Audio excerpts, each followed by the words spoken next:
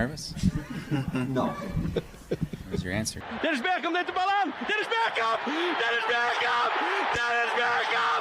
Dennis Beckham! Oh! Oh, no! Oh, yes! He missed it. Howdy, and welcome to the Suffering from Joy podcast. I'm Devin. We're here to discuss a little bit of a retrospective on the U.S. World Cup efforts in 2022, and we're going to do some looking forward. So, yes, we will talk about the Greg question. Don't worry. Joining me today are Seth. Hey there. Seth, I hope you're doing well. And Braden, who you can follow on Twitter at TFA Braden. Hello again.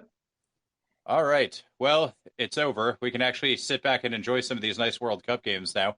I don't know about you guys, but I had a great experience in 2018, not having to watch the U.S. at all or worry about them, or are we going to score a goal against Iran? And it was nice just kind of enjoying the event for what it was. And had some good games, some less good games so far. We're recording this on the last day of the knockout stage of the round of 16. But Seth, what are you thinking U.S.-wise?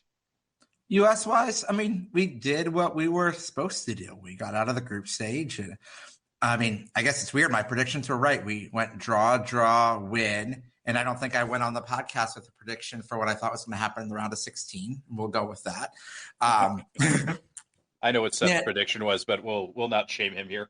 No, but it's all fine.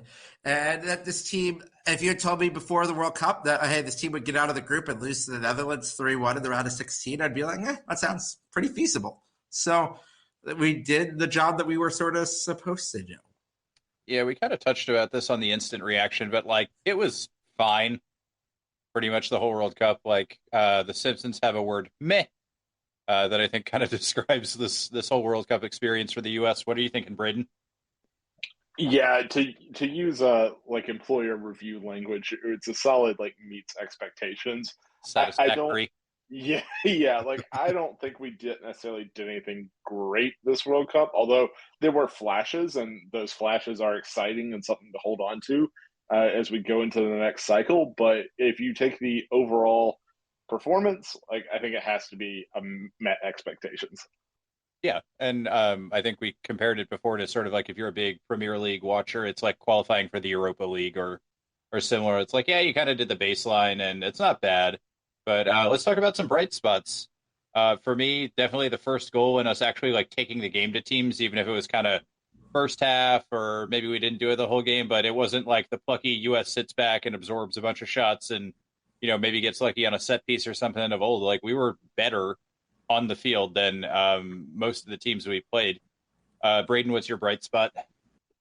Yeah, I pretty much agree with that. For me, it's kind of just the ability to play technically with these teams. Because like you said, in the past, when the World Cup had been around, and it was interesting because Facebook Memories was coming up today, and I saw remarks about the World Cup group we had in 2014 as Portugal, Ghana, Germany, and just it took me back to those games and how those were try to get a goal and hold on for absolute dear life. And these games didn't feel like that. We were much more aggressive, much more, trying to take the game to the other team. And we had players who were more technically capable of doing it. If I had to pick out one spot, this bright spot, it's got to be the midfield, though, right? I really enjoyed seeing those three, as a unit, working very, very well together and just being kind of the key part of us being able to hang around these games. Yeah, no, I'd agree with that. I mean, you have a midfield of the future. This is, we've harped on this many times already, but this is a young team. I mean, we have a 23-year-old captain who handled himself immensely well. Yeah, he was exhausted by this. And I think one thing we did sort of underestimate in this tournament, even with so many guys that are now playing in the Premier League, playing in the Bundesliga, getting into the top leagues where they're playing 2 matches a week, that those clubs all have the depth. And Leeds, let's face it, is not playing 2 matches a week at this point. They would love to make Europa League, but I think just surviving would be good for Leeds at this point. But getting to a reality there of these guys are not used to playing. We look at it. The U.S. played, especially because we played the late kickoff in the group stage, and we played the early kickoff. Still 6 p.m. local time. But we played 4 matches in 12 days. And having the midfield go out there for 360 minutes, at least 2/3 of that, not really getting subbed off, is just I mean, yeah, they were going to be exhausted at a point. And I think one of the things that we'll have to build up for 2026, and we don't exactly know what that format looks like yet, it's just going to be, okay, we are about halfway there towards having a side where it's like we trust every single person on the pitch. And I think the goal for 3.5 years from now is to be like, we are really comfortable having all 26 of these guys on the pitch at one way or another. And I think that's the goals and aspirations. And we've done a good job of setting ourselves up for that. One way or another. Yeah. Um, I wonder too, like, we didn't sub early in games, and I mean, there are millions of reasons why that was happening or not happening. And we played the three-man midfield every game, and I know we did in the actual preview for the World Cup. We kind of suggested maybe for the England game or maybe for the Iran game, or at some point you maybe switch and only take two of those midfielders to give Weston or someone a break. And obviously we didn't do that. Hindsight's 2020. Maybe we should have. We can do the Aronson. We can do the Reyna thing. Maybe they should have seen more time. But I mean, is there anything kind of broad brushstroke you want to say that you were rather unimpressed with, Seth? Sure. I mean, I would have loved to have seen a healthy Luca de la Torre in the lineup. I mean, yes, he was on the squad. I mean, double check me, but I don't think he played a minute of this World Cup. I don't think so. I don't think so. Yeah, or at least I don't remember him. I mean, I'd have to double check there. But the fact is, if he was healthy, the way that he was able to effectively change the Honduras match at home during qualifying was really impressive. And just being like, yes, the MMA midfield is great. However, Kellen Acosta can come on for set pieces and shit housing. And you know what? Kellen Acosta's yellow card against Wales is the most he did his job. Like, Kellen Acosta did what he was supposed to be there. None of the other backup midfielders in this, I mean, some of them didn't get a chance, as we talked about, but it was getting to a point of like, we need more midfielders. I mean, at a certain point, like, I want to see someone like a Gianluca Busio. I mean, he's now in Serie B evidence, yeah. But like, have him go through an Olympic cycle, have him go through other opportunities where we can feel comfortable playing 6 to 7 midfielders in a World Cup 3.5 years from now at home. Yeah, I like that shout. And also just the flexibility to, if you want to overload midfield, like maybe you want to go to like a 4-diamond-2 or something like that and play with kind of 4 more central guys to get complete control. Like, we need a few more guys who are able to do that. And I think that's kind of the key thing of the U.S. team right now is just we have a good, will we say like 13 or so we feel real good about. And then after that, we feel, okay, we'll see if you can get on and do something, but it's a lot shakier.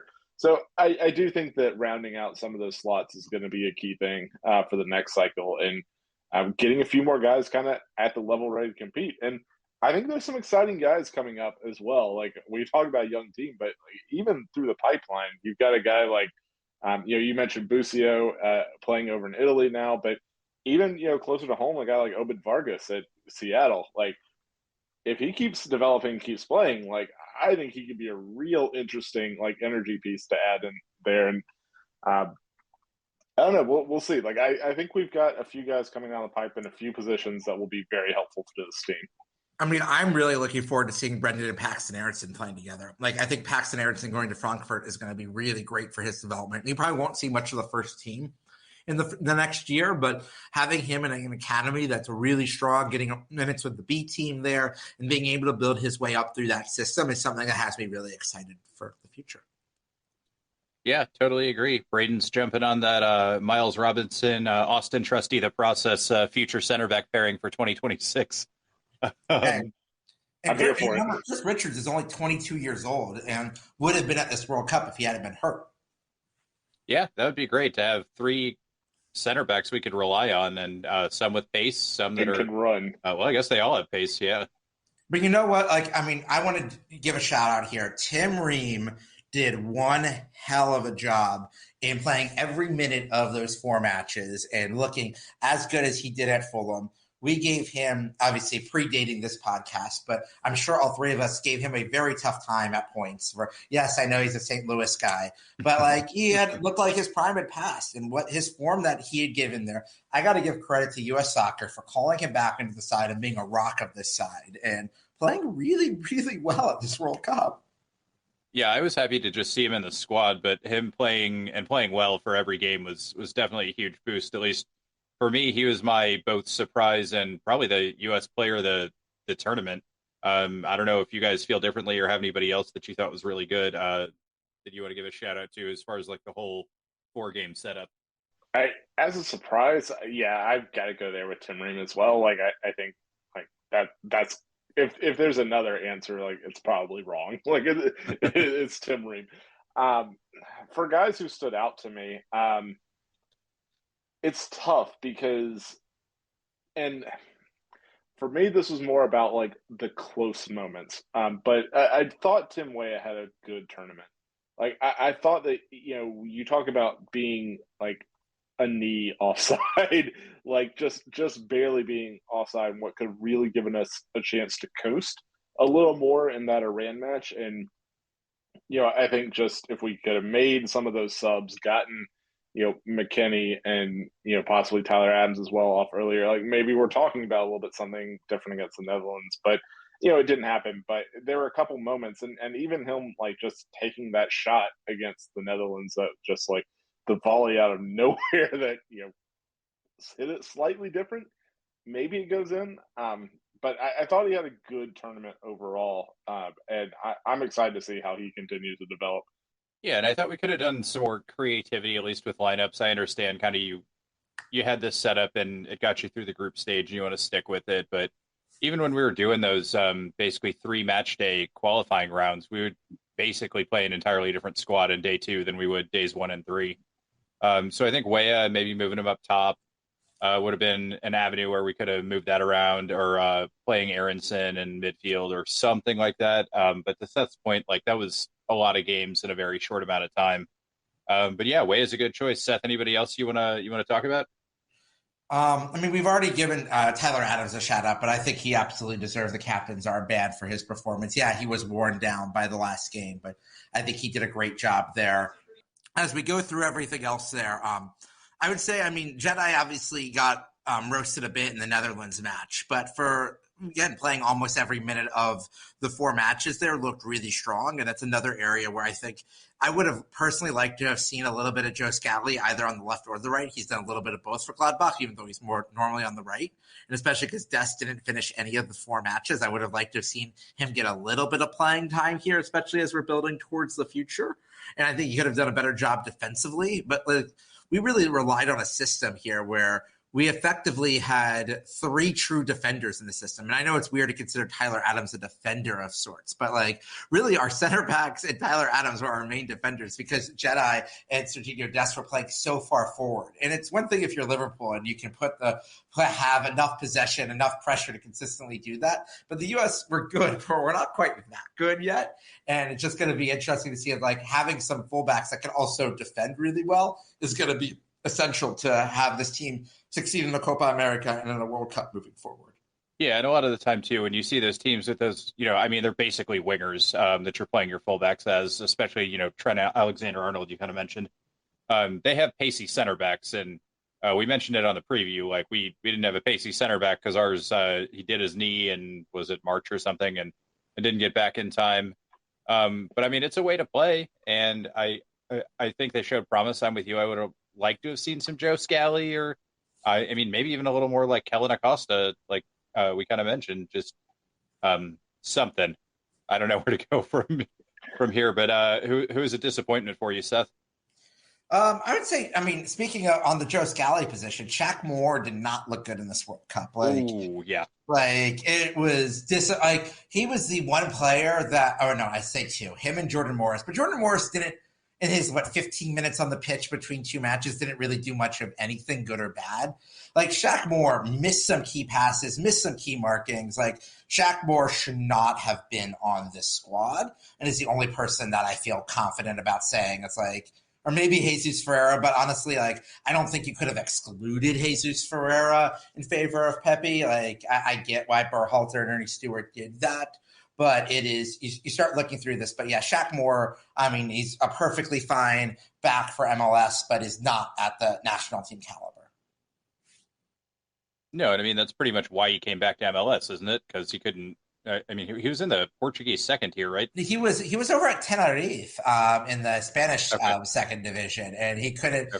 cut it over there. And if you can't cut it over there in the beautiful Canary Islands, or Canary Islands, as some people would say, I don't think you're. I mean, he's doing an okay job at Nashville, but he's not even. I mean, without Walker Zimmerman, I don't know where that back line even is. Yeah, I think you took the easy one. Braden, anybody you kind of went. And by the way, I did. Riley and I do crazy predictions before every game, and my Holland one was that we will see Jordan Morris in that game. And as we all know, I hate when I'm right. So, Braden, who else was not exactly lighting the world on fire for you? It's a little tough because I don't know how fair this is because we knew it was a weak spot coming in. For me, it's going to be Haji Wright, and it's not just the play necessarily. It's At also the goal of the tournament, man. Oh yeah, I know. At Boubacar for that one for me, 100%. Oh, yeah. But it's some of the decision making too. Like I referenced it in the Iran match when we did the instant reaction, but just the like the decision to not take it to the corner and also not like put in a real attempt on goal. Yeah, pick one. Like, yeah. That, and even in that match before, there was a chance to play Aronson through, and he just like didn't do it. I thought he was kind of anonymous, isn't the right word exactly against England, but just didn't give us enough there. And that's not so much of a slam on him because I don't think any of our center forwards like really quote unquote gave us enough. Outside of, I think Josh Sargent played very well against Iran specifically. But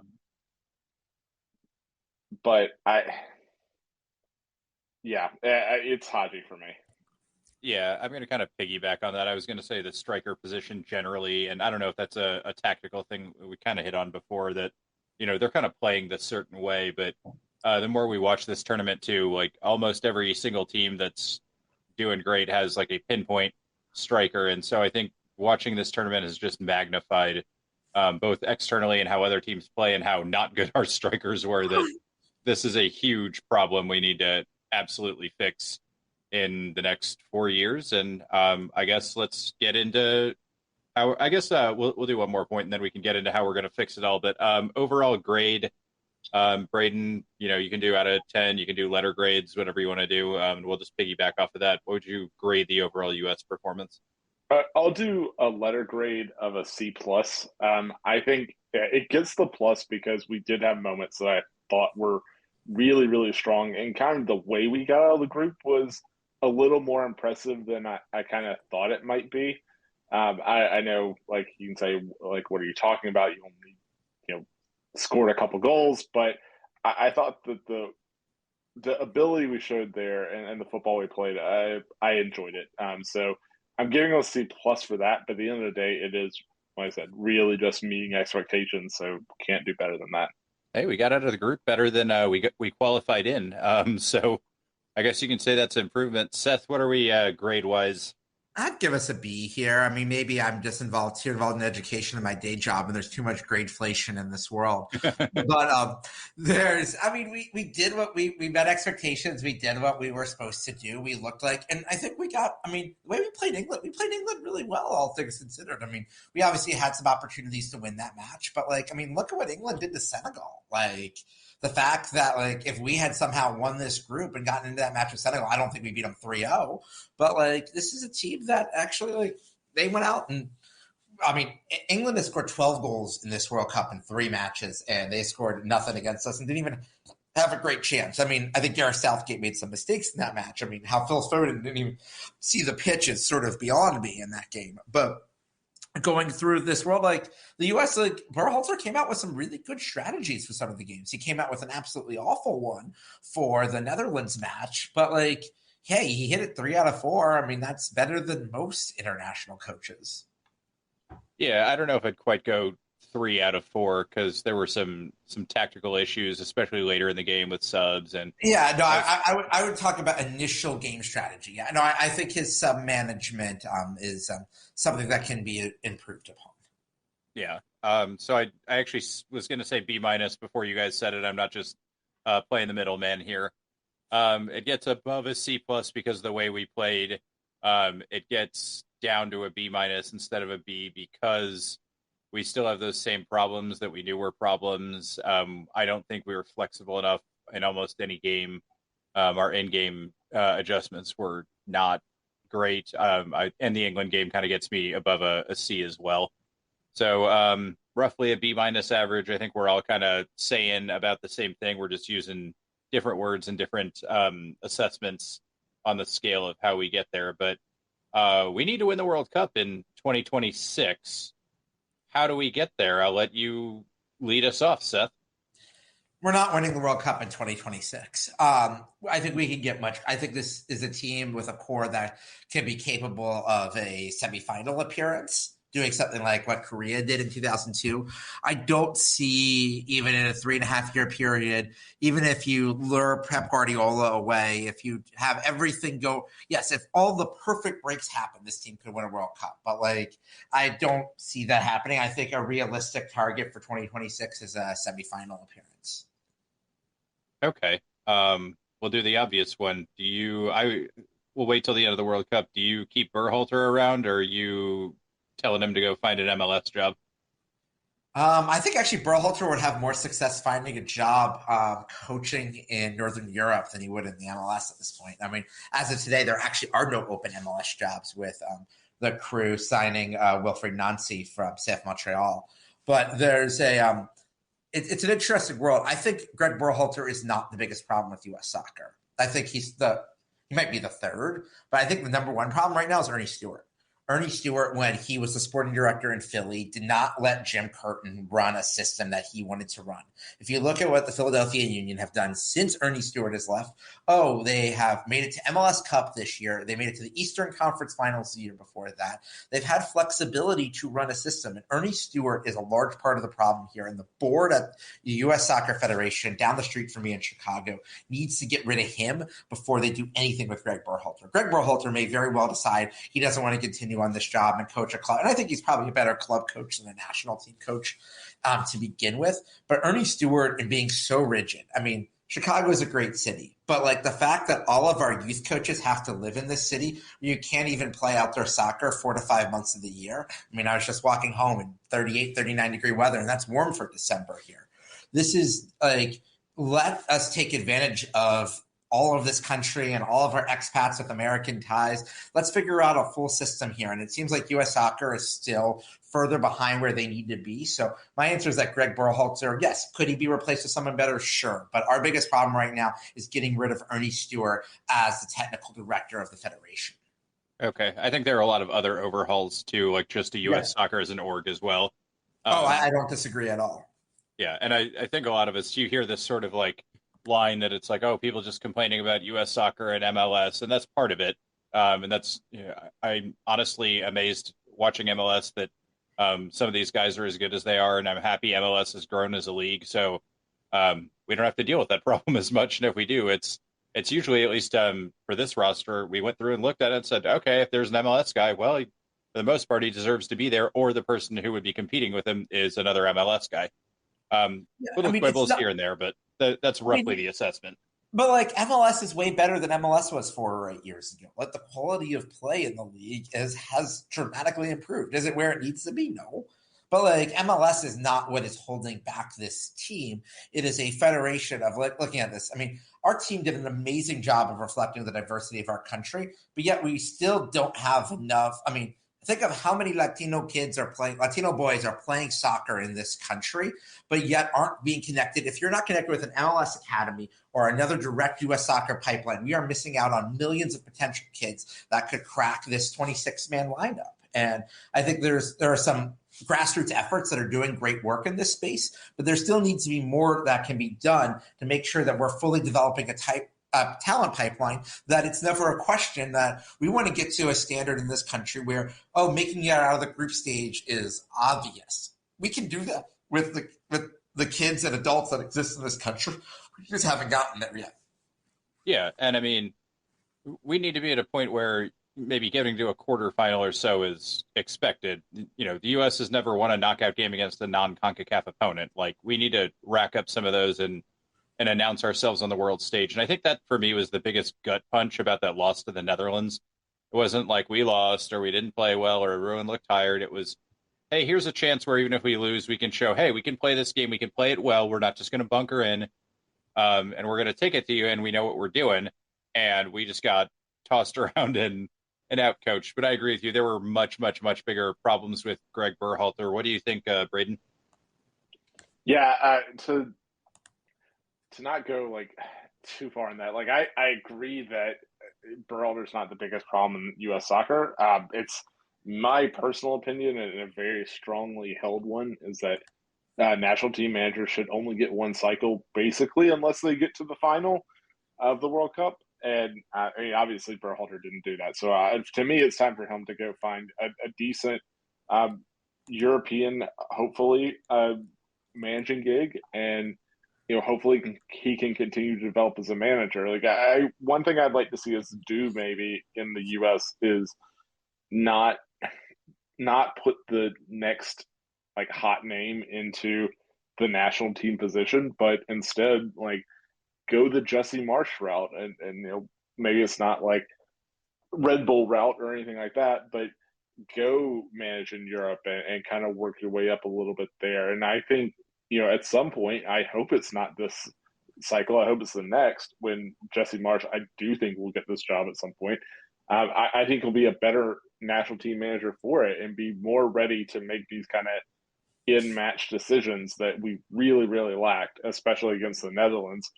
And I don't know. To me, it's going to start with a kind of complete overhaul of just how we go about hiring a manager. And that probably hints to kind of what Seth was saying about like whether it's Ernie Stewart. I don't personally have that strong opinion. I don't really, I don't know how involved he is day to day, like with all of it. Really, like I know technical director is title, but there's levels to like how much power different guys have. So, but if you told me he was a problem, I would.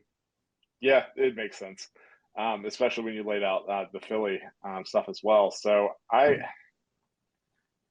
it all needs an overhaul, but like if we're talking specifically about Greg, I think it's got to be time to move on, and I hope we do a little bit more comprehensive of a coaching search this time.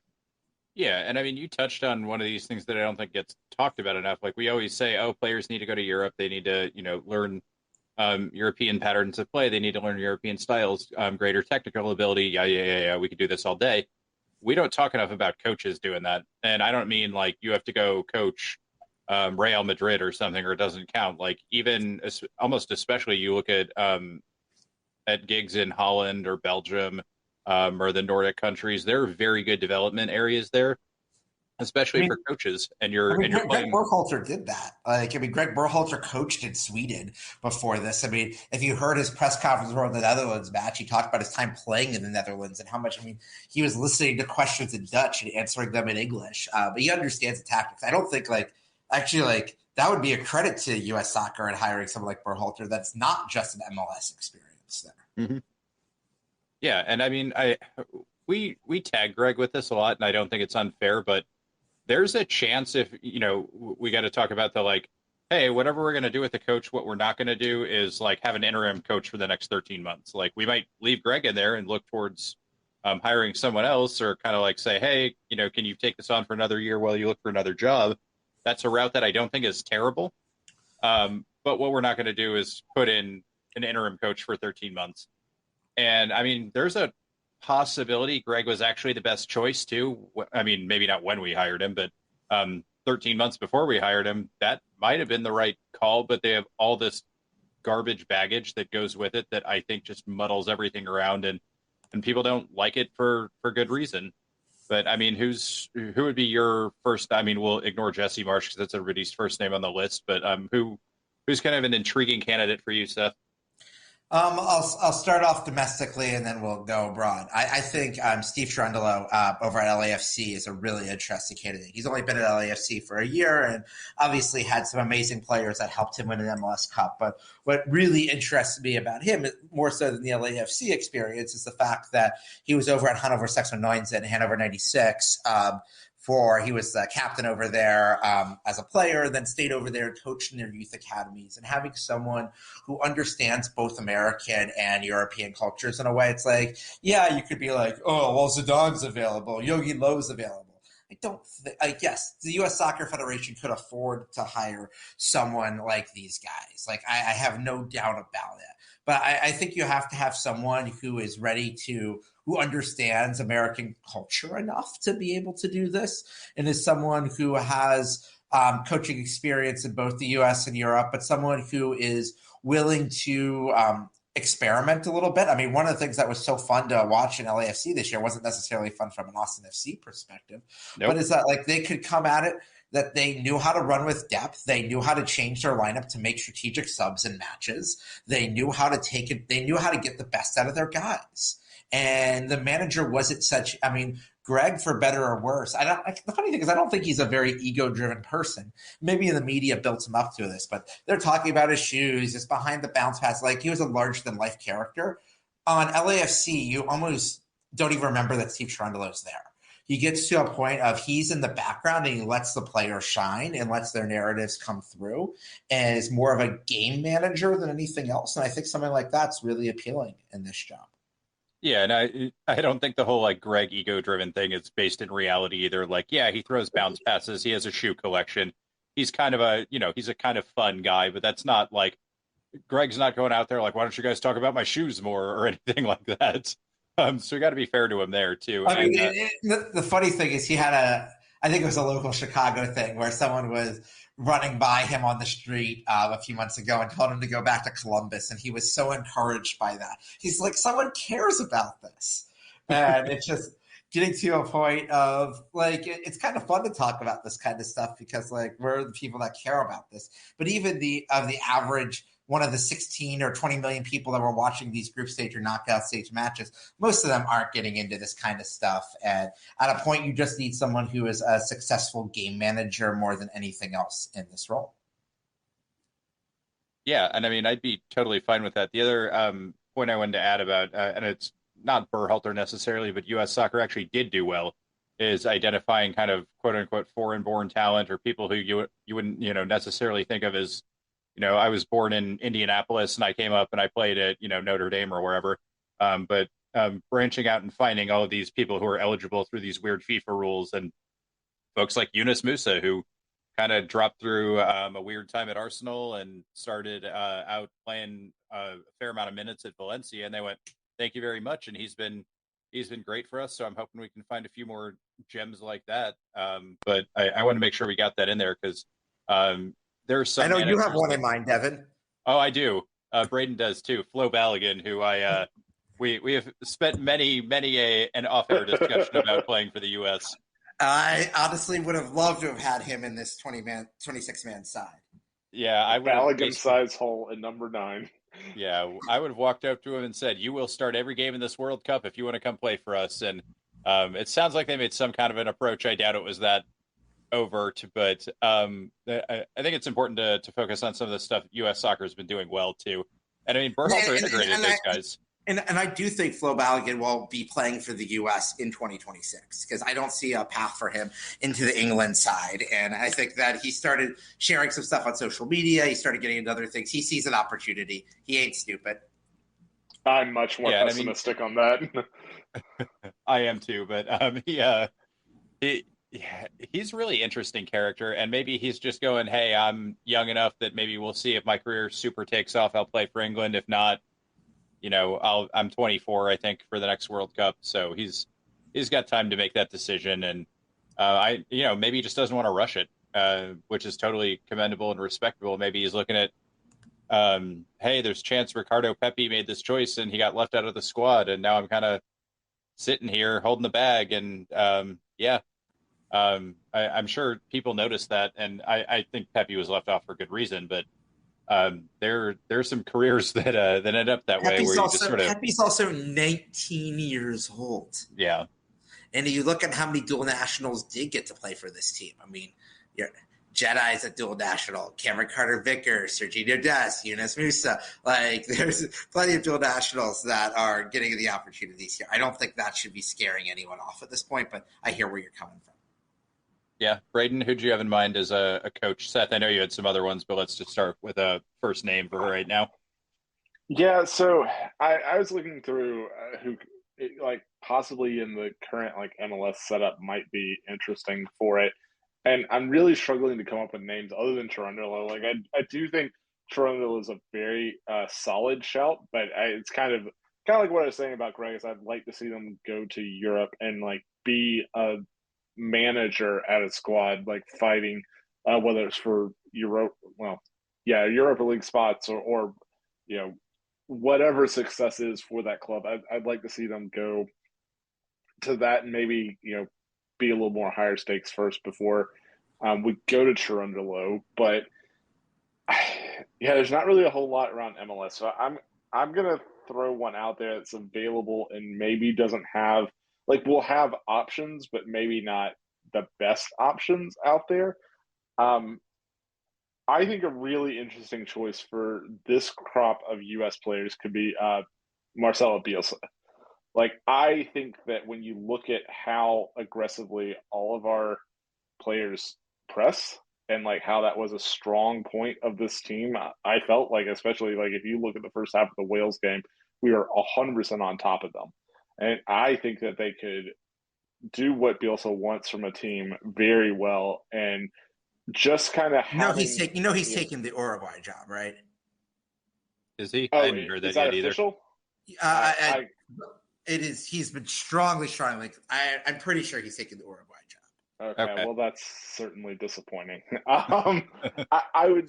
There's no way that Bielsa would be able to get through without like human rights violations for his practices and other things. Like U.S. labor law would not allow.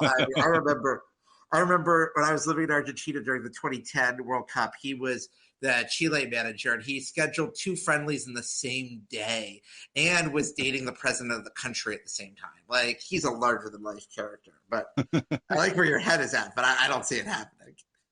Yeah, I mean, fair enough. Like, if he goes to Uruguay, that's probably a very good hire for Uruguay as well. And probably makes a little bit more sense just with, culturally, it's more similar than, like, taking on the mess that can be U.S. soccer at times.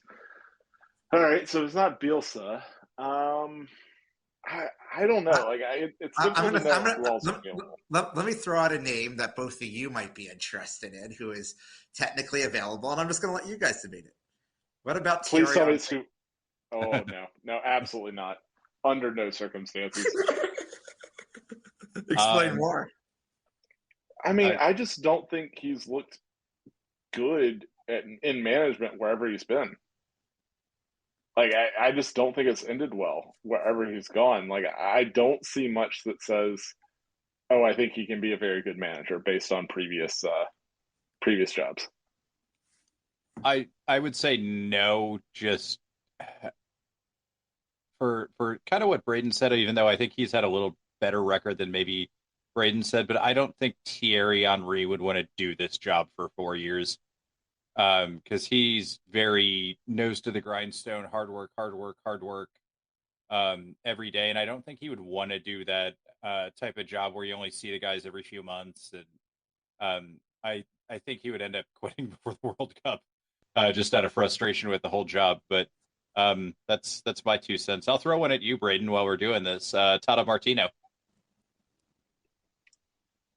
So I think it would make sense for the U.S. Look, as long as we will always have a soft spot in Atlanta for Tata Martino, like that's absolutely a thing for us. But I just look at how the Mexican team did, and and maybe there's issues with the federation as a whole because I know talking to some of my friends who support the Mexican team, like they were hinting at like much wider issues than just like manager or anything with the team, just like kind of some controversy there. But I don't know enough to really speak to that. So maybe there's an argument that was holding Martino back a bit, but I just was not really that impressed with kind of much around this Mexican team. Like I didn't think like the team spirit looked great. I didn't think like tactics looked that great overall. Like I thought it was all kind of fine. And I think Mexico had a decently tough group to get out of, but I was surprised kind of how they played in there. I wasn't that impressed. Yeah, it was very negative almost from the get-go. That I think it was Mexico-Poland game was like literally torture to watch. Um, so I wouldn't want somebody who, at least from a national team level, and maybe it's different, right? Different job, different players, who would take that sort of negative approach. But I think those are kind of some of the names floating around. Seth, do you think there's any chance we hire somebody who doesn't have like let's call it like a U.S. nexus? Like we kind of mentioned Tata Martino, Thierry Henry. Thierry was in Montreal. He played in MLS for a little bit, but they kind of have a connection to the U.S. We had Klinsmann, who lives in California. But do you think there's like a European based coach who we would even look at?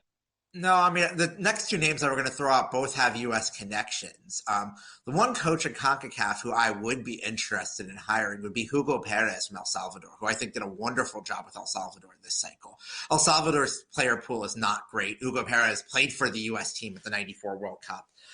Is someone who is very familiar with our systems. I think at a minimum, if I was U.S. Soccer, I'd hire him as an assistant to help.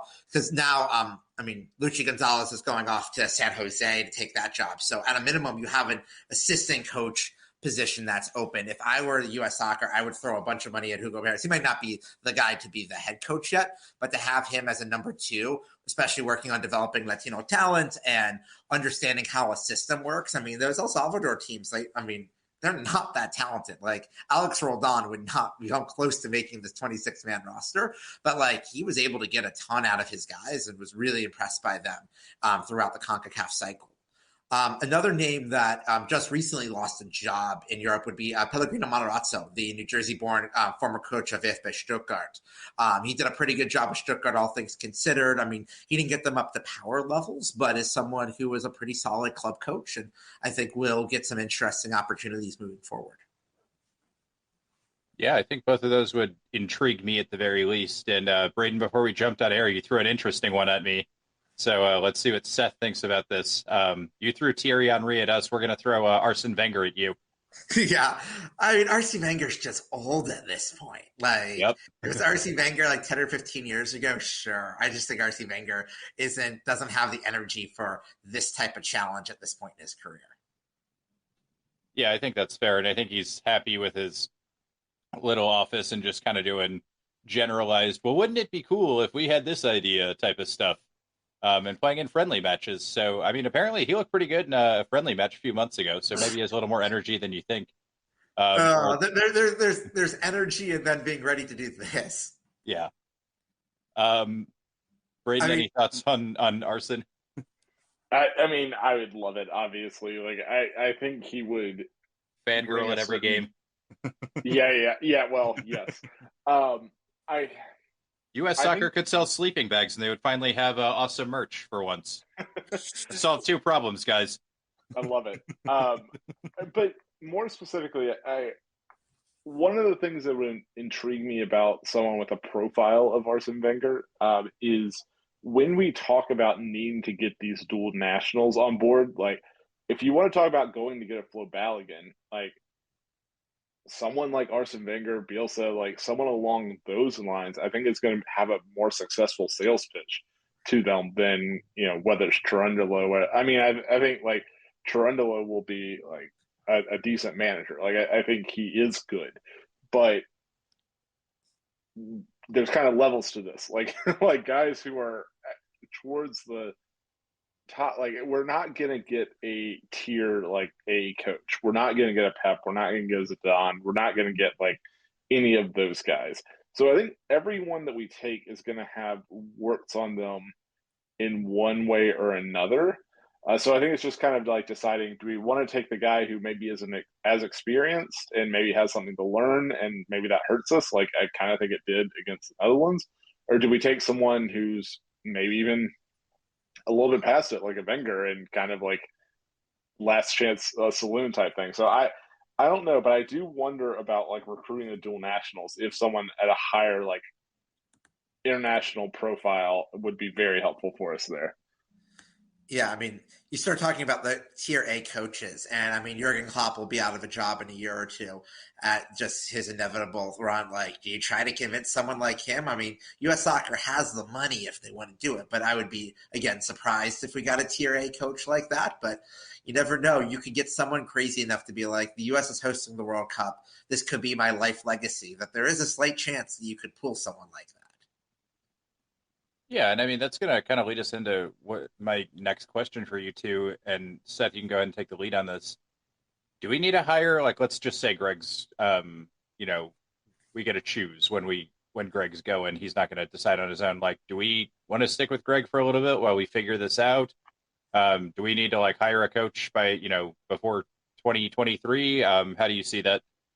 The 2023 Gold Cup doesn't really matter in my eyes. Just like It all of them. sounds. What say? Just like Well, all hey, of them. I mean, in the pre-Confederations Rest in Cup peace, days, Confederations Cup. yeah, I was going to say. I mean, I don't know if I've ever been more excited about a win than the 2009 win over Spain in the Confederations Cup. I mean, Great. I would be. I've watched that match a few times, and it's still a miracle that we won that match. And we had a lead over Brazil in the final until they Braziled us. So yes, I was watching that over at a bar in New York City, and could not believe what I was watching before my eyes. And then reality set in the second half. But there's a yeah, it's. I mean, I think it's going to be the big opportunities you're going to have. So it sounds like whoever's the U23 coach will likely coach the Olympic team, because in 2024 you're going to have Copa America, which I assume we will be in whether we're hosting or not. The U.S. will probably send a decent enough team to Copa America, and then we'll probably play the Olympics. And the question is, how do you want to strategize that? Because we have so many of our talented players that are going to be Olympic eligible without using our top three. I mean, you're going to be able to use Gio. You're going to be able to use Pepe. You're going to be able to use Joe Scally. You're going to be able to use Yunus Musa.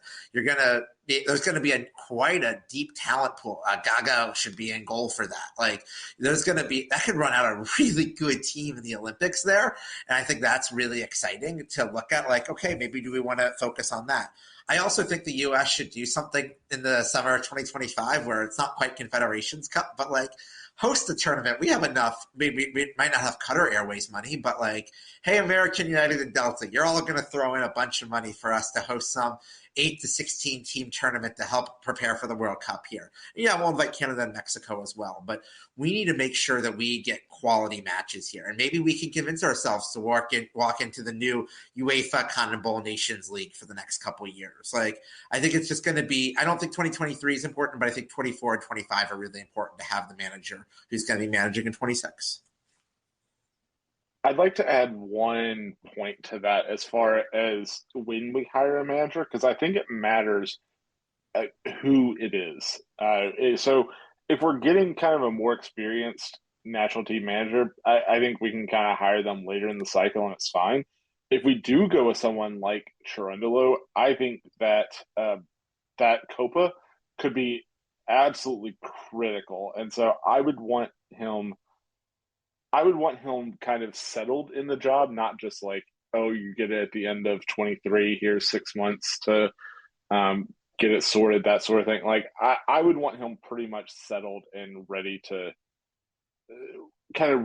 attack that tournament, because I think, especially for managers who it's their first job, I think having you can't replace, you can play as many friendlies as you want, you just cannot replace high level competitive matches. Like, when it comes to getting the experience of making the key decisions and things that have like actual jeopardy, I think that you just can't replace it. So I would like us to see us take Copa very seriously, and I'd like to see us send have our manager in as good a position as possible going into that. Yeah, I agree. It definitely depends on like who you're hiring when you hire them. And I think it was the Uruguay coach that I was watching during the World Cup, and the dude just looked like he'd never seen a game before. like he was scared to do anything or give instruction or I anything. mean, And it did you was see him manage at Inter Miami? I mean, it's amazing. You could fail in the MLS and end up with a Cotton Bowl job. Like, I'm not quite sure how that worked out. gotta love failing upwards. Seriously. Um, but yeah, I think you raised a couple good points. So for those of you who don't know, the Olympics, we qualified for the first time in forever. It's an under 23 tournament. And you're allowed to carry 3 overage players. Overage obviously being over the age of 23. So a lot of the times you'll see like a grizzled veteran or somebody who's almost done like a retirement kind of track, and they'll just take them along, and it'll be a fun thing. I know, Braden, you have a different answer to this than I do. If you have to pick, are you prioritizing Copa or are you prioritizing the Olympics? So for me, I'm prioritizing Copa. Again, just I think you can't substitute not just for the coach, but also the players going in and having to figure it out in a competitive match. They're just not really a substitute for it. Like you need to do it as a unit. And I think especially, we can talk about the Gold Cup all we want. Like hopefully we could I know the Gold Cup often invites teams to participate as well. Like maybe we can see if we can step up and add a little more quality than like Qatar was one of the invitees last time and got to a semifinal. And they're back for 2023. Yeah. So like I would like to see us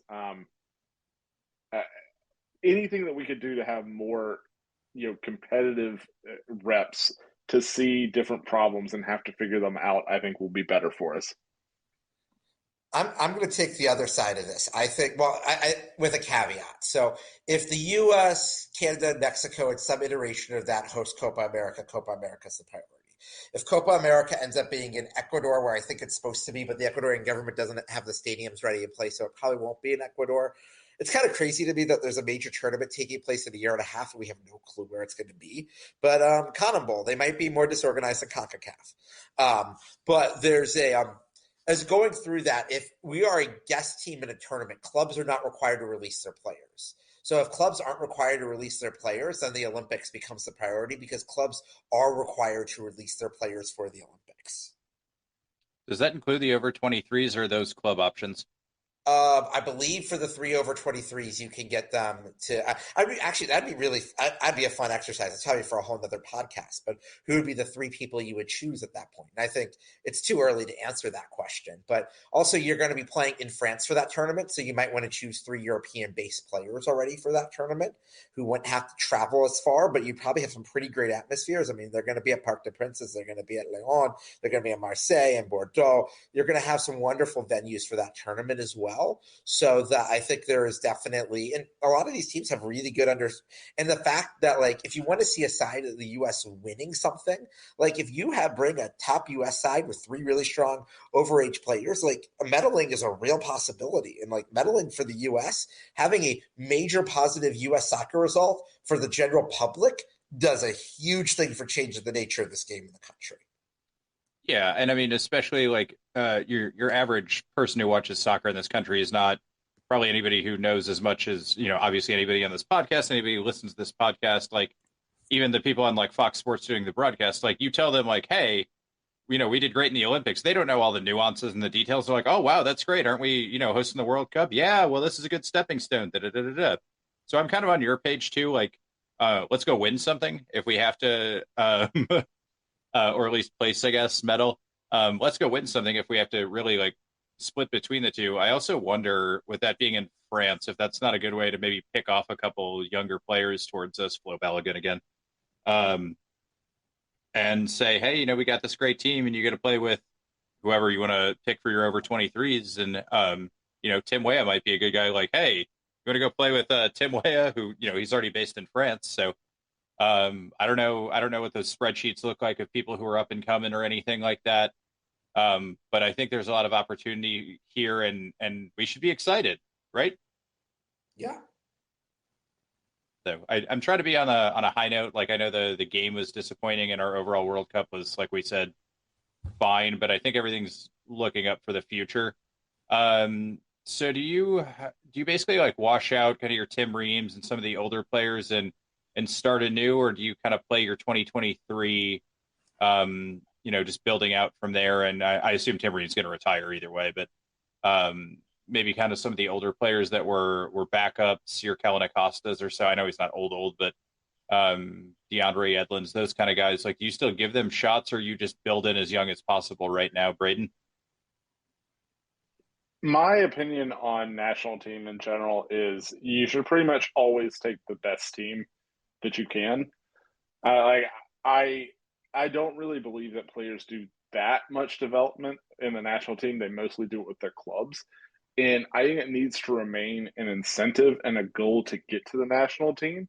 And so, if you're kind of giving these opportunities to young players just because they're young, I think some of that motivation to get to the national team, I don't want to say it goes away, but it's just like it's when it's not guaranteed and you really have to earn your way there. I think it's better for everyone involved to feel like it's a real meritocracy, and if you do the work and you perform at the club level, you're going to get picked. I think that is generally the best scenario for the national team.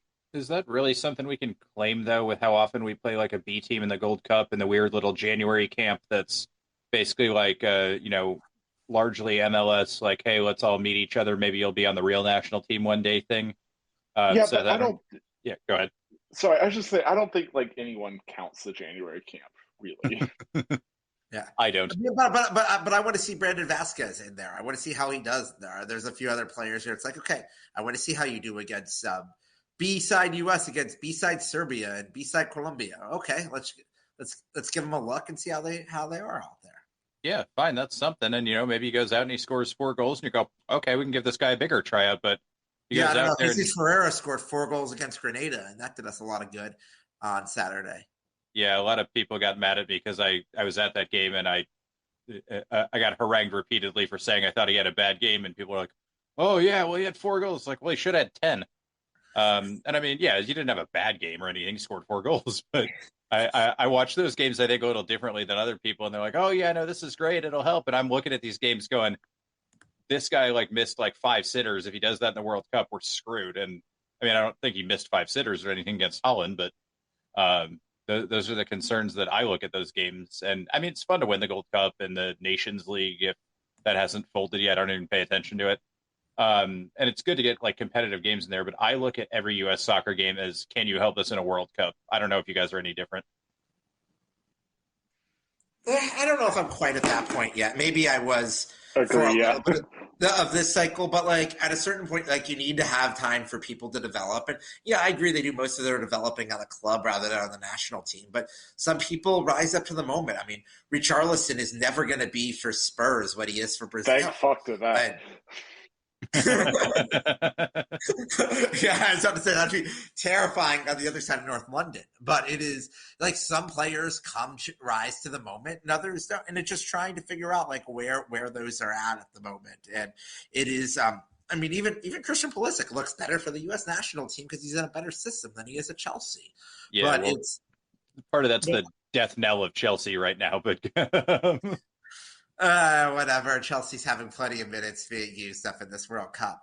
But there's a I get to a point here where it's you want to get exposure to as many people as possible. And right now you want to see like, okay, we want to have a case where we talked earlier in this podcast that we felt really good about 13 guys on this roster.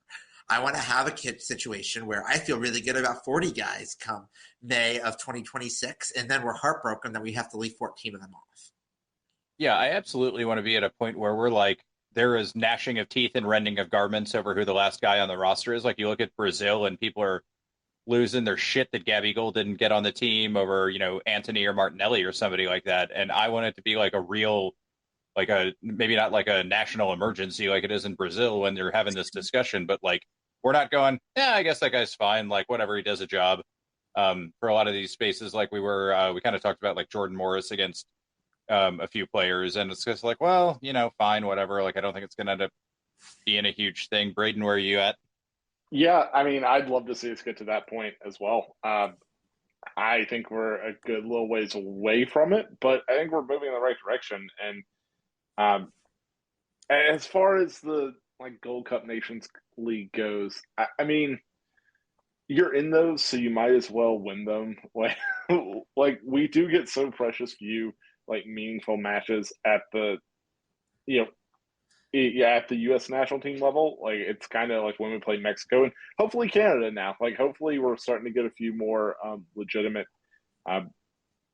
opponents that we can actually learn something and grow from. But yeah, like you're in these, you might as well win them. Like I enjoy seeing us go there, and I don't necessarily take great. I don't take a ton away from them. Like I do kind of look at it like you do, Devin, where it's like performances are one thing, but it's like, do I see something that says like, yes, I can do this in the World Cup? I do look at that, but hey, it's nice to win a shiny trophy, and the gold trophy is underrated, just like as a trophy. Just a huge fucking gold cup is great. So yeah, win it.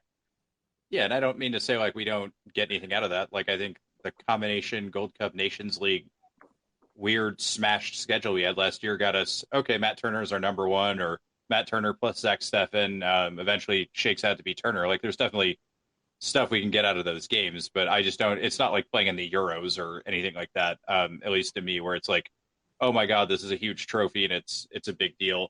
But yeah, like if we're playing in them, let's win them. Like put out a good team. Let's do it. Seth, anything you want to add there?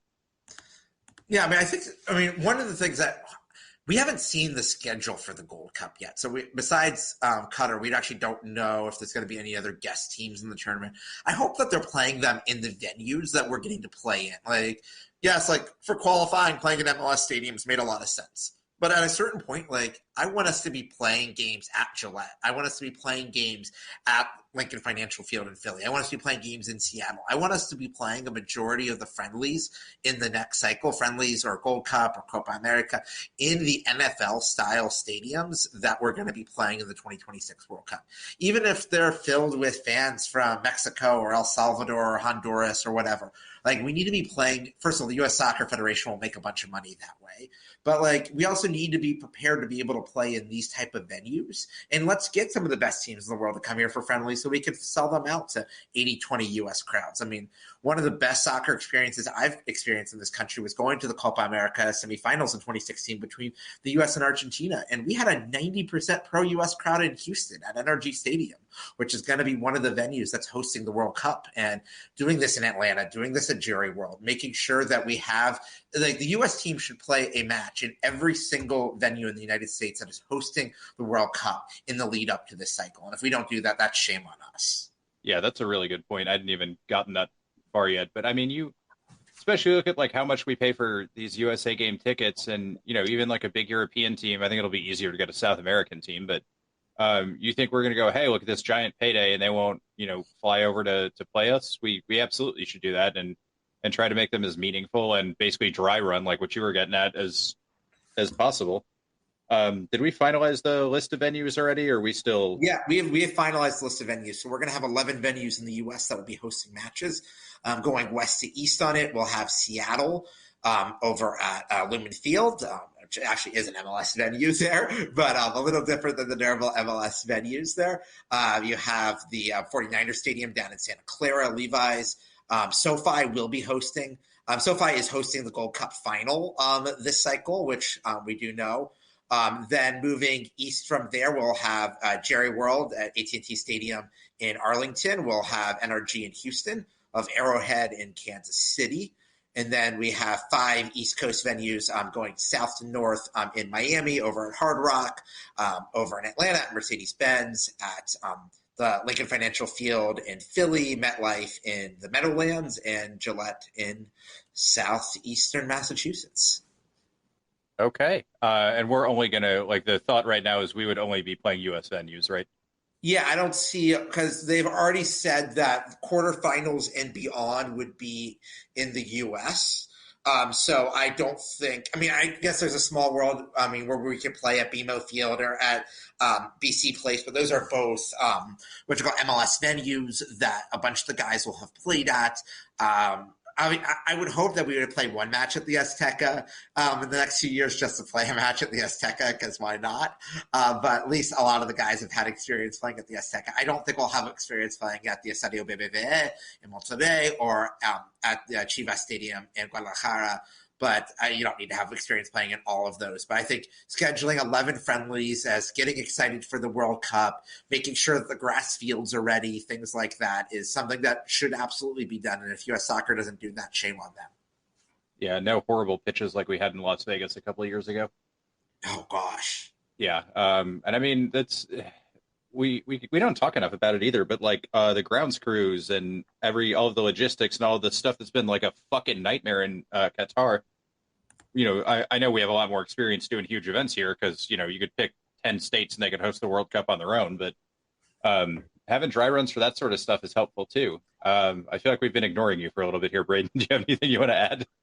No, I was going to say, like, kind of one of the things that I see as a potential issue for that, it's just all the stadiums that you mentioned that have turf. And, you know, maybe it is that we need to get some experience with, you know, are we able to properly get in grass for, you know, for this match and that sort of thing. But I also wonder if that's going to be something we're going to be able to make happen in an international break window. Like, I know you can lay down sod quickly, like that's not hard, but it ends up with these terrible pitches, like Devin mentioned. Like, it's just not that great, and I'm interested to see how we make that work. Because when I think about like some of the schedules, Mercedes-Benz, for example, like it's an NFL stadium and MLS venue, plays on artificial turf. Like I don't know how many windows there are. Maybe that's a January camp option, because like by the end of January, you won't have the Falcons won't be playing, obviously. Or cell phone. I'm sorry. Yeah. So like the Falcons won't be playing, and you would have enough time to like lay sod, have it settle in, and that sort of thing. But I think these are things that U.S. Soccer need to be thinking of. Like you mentioned, like it's not just, you know, going to these venues; it's also a dry run for all these venues to make sure they're fully prepared with all their plans and everything for it. So, are we still going to get cheap concessions for the World Cup?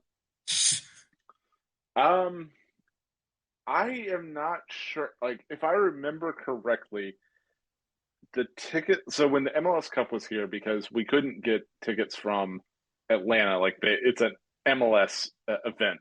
So, like, it's weird things for like season ticket holders and that sort of thing. But I want to say all the concessions were still run by like Mercedes-Benz, and so there was still the like five. At that point, I think it was $5 beers, but I think there's been some inflation there since. But yeah, hopefully it's still cheaper concessions. That's better than $18 jellyfish. Seth, go ahead. I was going to say, I did not pay $19 for an IPA at SoFi for the Super Bowl, but that's a whole nother story. I was just looking it up here while we had some time. Only 4 of the 11 stadiums in the MLS currently have grass fields, and that's Arrowhead, Levi's in Santa Clara, Hard Rock down in Miami Gardens, and then the Link in Philly. So like that's 7 fields that we're going to have to lay down. And then also what you call it, BC Place is the same thing in Vancouver, because it's a mostly indoor stadium there. So it's going to be, I mean, I think we need to have some practice laying down. Yeah, it's going to be expensive for U.S. Soccer, but if they're selling out these stadiums, they can pay for that. I mean, if Charlotte was willing to pay for that for just a Chelsea friendly, I mean, heck, U.S. Soccer should be willing to pay for this and test it out and see the good, bad, and ugly of this. Yeah. I'm excited to see how all this unfolds. I think we beat this horse pretty well today. I'm sure we'll be back to talk about it as things unfurl a little bit more. But Seth, what was your biggest moment of suffering from the World Cup? The biggest moment of suffering was knowing that our striker issue was still our striker issue. And just like, oh, we're down 2-1 to the Netherlands. Oh, wait a minute. We have no one who can score a goal unless it's a mistake. Oh, shit. And that's where we suffered. Yup. Braden? Fucking Deli Blend. Like, just that. Yeah. I'm still upset he's younger than me. I haven't gotten over that. Yeah, I think mine is watching Denzel Dumfries' hand go up when we had just pulled that goal back and going, oh, there's nobody on the ball. There's nobody like within 20 yards of this guy. This is going to get bad. So we all had a similar theme, and we were all in the same game. So that's good. Yeah, I mean, there were some rough ones. The Haji Wright one that we kind of mentioned isn't a bad shout either. Walker Zimmerman giving away that penalty is an easy one. Plenty of suffering to go around. But anything else you guys want to add before we get out of here? No, let's just make sure that we have at least 2 guys that can play every position come 2026. Yeah, it's just that simple. Like, I know. come on, guys, hurry up. I mean, they just grow on Seth trees, told you right? what to do. Yeah. Yeah, we'll just clone Anthony Robinson and put him, 5 different places, and we'll be fine. Yeah. Yeah. Anything from you, Braden? Yeah, not really. Just kind of excited to wrap up the World Cup, at least from a U.S. perspective here, and get back to focusing on club football, which is also moments of suffering with Gabby Jesus news. But yeah, it'll be fun. So I'm happy to kind of get this behind us. It was a fun time in the World Cup. I really liked a few things that the U.S. did, but onward. 4 years. It's at home. If Russia can get to a quarterfinal with that terrible team that they had, we can do exciting things. Yeah, I think there's a lot of good cause for optimism. So I think we want to end on that note. But I guess, what are you most looking forward to, Seth? Let's be optimistic here. I mean, I'm really looking forward to we have a lot of really young talent, and not just young talent that played in this World Cup, but we were talking earlier about the Olympics, like trying to see these guys. Let's see who shows up in January camp. Let's see if anyone can figure out how to watch any of these games in January camp. But just making sure that we have an opportunity here, and let's not blow it. But this is the Suffering from Joy podcast, so I'm sure there will be lots of suffering involved. If we didn't care a ton, we wouldn't be suffering. Braden, anything for you? Yeah, I think it's the same thing. It's young players. It's hopefully finding a solution at striker. And, there's some options there. Like, Pepe is young. Like, Haji Wright isn't that old. Like, these guys can still get a little better. So there's a Daryl DK out there who may continue to develop. So he's 22 years old. He's only 22. Yeah. So, I think there's – as much as we malign the current striker position, I think that there's reason for optimism around a lot of areas. So I'm just excited to see how they develop, and excited to hopefully see an improvement on. And I don't mean this as a slight towards Greg, but to see an improvement on kind of some of the backroom stuff, and maybe take it a little bit more. Okay, we've kind of sorted ourselves out after the debacle in Trinidad and Tobago, and now we're back to being serious again. So let's do the serious thing and make it progressive higher there. Yeah, I think that's a good idea. I'm just I'm looking forward to having more of these people that I've never heard of show up and just blow the world away, because that's always a good time for me. Seth, we get MLS schedules on the 15th of December. Yeah, we get MLS schedules on the 15th. One of the things I'm looking forward to in the next 9 days, and I hope we get in the next 9 days, is figuring out what the MLS's linear TV deal is going to be like. Because I think Apple will do a world of wonder for this league, but you still do need to have some cable and network TV presence. And it's kind of crazy to me that we haven't gotten an announcement on that yet. And especially if you want to build up the momentum of this World Cup, I hope that the opener between the LA Galaxy and LAFC, which is supposed to be at the Rose Bowl, which I assume will sell out the place with over 90,000 people, which would be a record for the league. I want that match on Fox or on ABC, or especially on Univision. You want to have the exposure, not just on Apple TV for this. So I will be really curious if we hear an announcement on that. I would hope for that to come tomorrow or Thursday, but it's MLS, so probably won't happen. Yeah, we are at MLS's mercy. Well, I'm sure we'll have you back on to talk about some of that stuff when the dust settles a little bit. Don't forget to follow Braden on Twitter at TFA Braden. Follow us at Suffering Pod on both Twitter and Instagram. If you want to go back to the last podcast, I discussed how you could get a signed glamour shot of our dog, Philip J. Fryington III, Esquire, the official corgi of the Suffering from Joy podcast. Basically, just email us, sfjpodcast@gmail.com, a screen cap of your Apple Podcasts review. Please make sure to rate, review, and subscribe us. The reviews really help us out generating SEO and people finding the show. And I think that's all the stuff I'm supposed to say right at the end. So thank you very much for suffering with us. Bye. Promise here for Austin Jarrett Stroud. It's Diego, for goodness! He has written his name into Austin folklore. They just won't go away. Oh, he hits the upright again. That's impossible. The Bears' season's going to end on a double doink. Altidore squares it. Dempsey's missed it. Donovan has it. From hope, there is glory.